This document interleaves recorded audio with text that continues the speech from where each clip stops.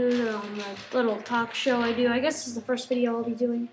So, tonight I'll be doing a video of why you should not be afraid of roller coasters. I'll tell you why you shouldn't, and I'll tell you incidents of, people getting hurt, injured, dead on roller coasters, and why it is not the fault of them.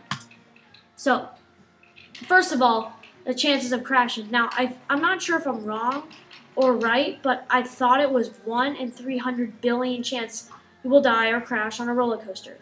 If I'm wrong, it's either 1 in 300 billion or 300 million. I thought it was billion, but it's one of them. So it's just one of them. So yeah, on to the next one.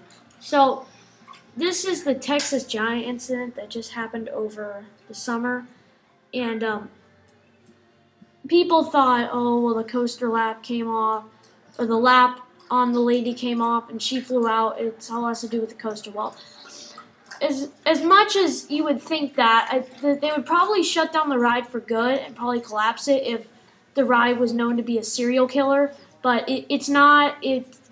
I swear, roller coasters are not murderers. That's kind of impossible.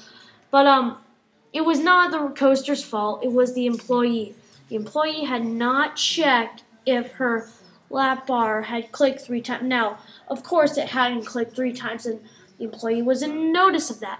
But I guess she didn't kind of take the fact that she really wasn't safe and that it needs to click 3 times. It doesn't click 3 times, and there's obviously something wrong. Well, normally when you go on a roller coaster, you just think, well, normally it locks in place. That's what I think. That's what encourages me to go on them. So that's what you should think. Well, this is a new type of coaster that Six Flags did and Rocky Mountain Construction kind of go together to make.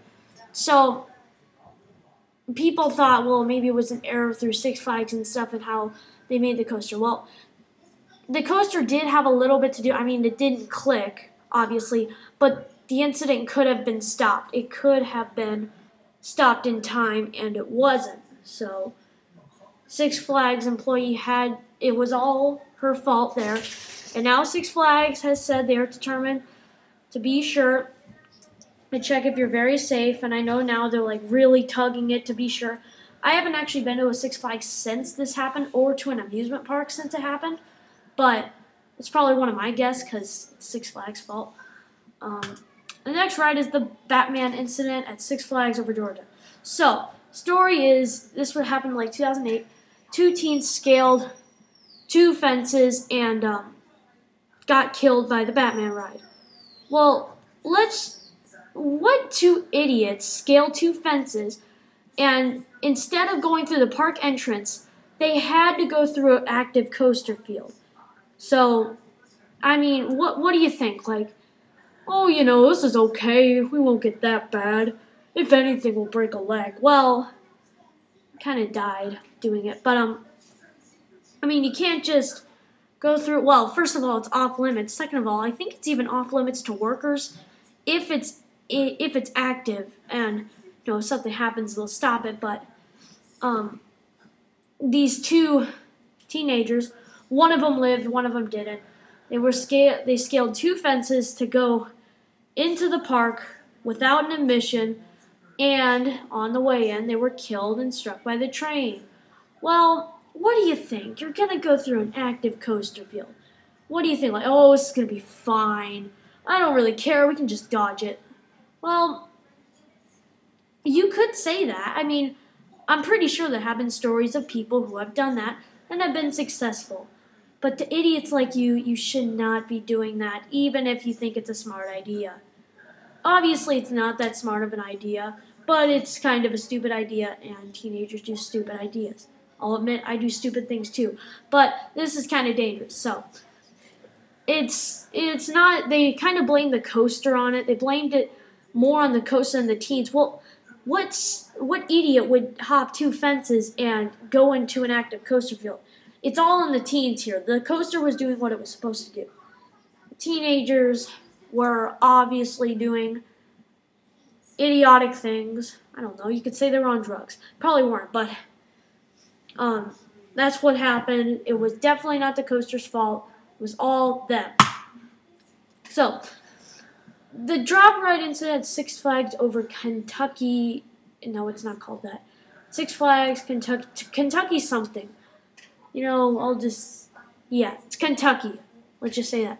So, a 13-year-old girl lost her legs on the ride. Well, originally I thought, maybe the ride just dropped and, it just came far too down, and she hit her legs and lost them.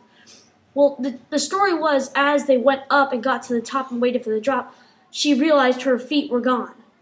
Well, how does that happen when you're going up like 5 miles an hour up? Well, it is 200 foot drop, but how does that happen? Your legs are hanging there. I mean, you can't have like a fighter or something happen to where your legs are going to come off. Like, there's no trees, there's no, I don't know, whatever to take off legs, because there was nothing there. That may not be the story of the website. I looked it up. It really, all it said was she lost her legs on the way up.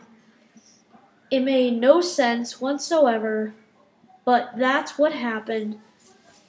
And you can't blame the ride. Well, I couldn't blame the ride. How would the ride have chopped off her legs? Her legs are hanging there. How could it have happened? So I'm not blaming the ride, but I'm not blaming her. It's a miss.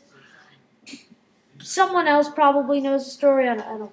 But that's what the website said. So thanks for watching. You can subscribe if you want. I don't really care. So, tell your friends about this video. And ignore the demo sign on it. I'm sorry. I don't really have a real screen recorder, but it's just going to have to work like that. So, thanks for watching. Bye-bye.